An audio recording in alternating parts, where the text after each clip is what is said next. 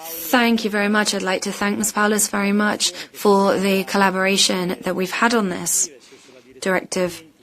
It's the EU driving licence, of course, has been led by Ms. Paulus, and I was dealing with the disqualifications.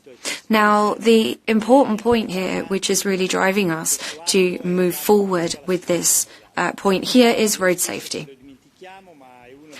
All too often we forget it, but it is one of the major problems that EU countries are still facing.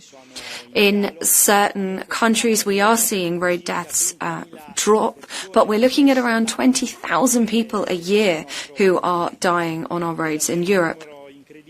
It's an incredibly high number. These are deaths which can absolutely be avoided if we ensure that people behave differently on our roads. And in order to ensure that, of course, we need rules that apply all across Europe. And so that's why we've got this directive.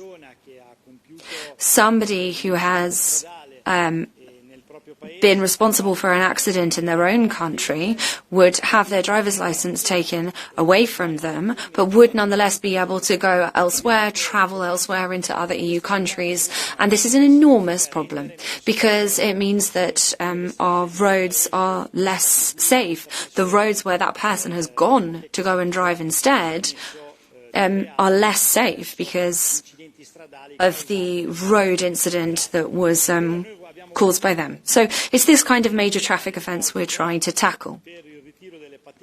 And we want to ensure that we can remove somebody's licence in this kind of situation. For example, major traffic offences, we'd be looking at driving under the influence of drugs.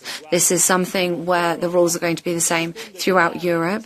Then secondly, driving under the influence of alcohol. Again, in member states, we all have limits, but the limits are different in the different EU member states.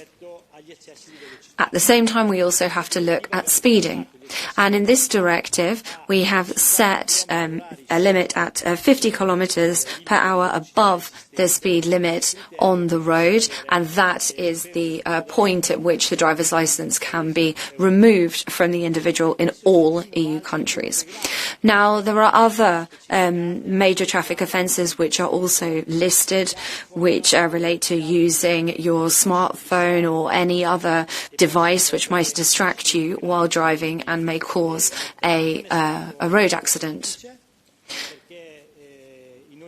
This isn't a simple thing because there's different legislation in different member states, but step by step we have managed to get to a really very broad agreement on this for this directive, and it enables us to look into the future with more faith in our road safety.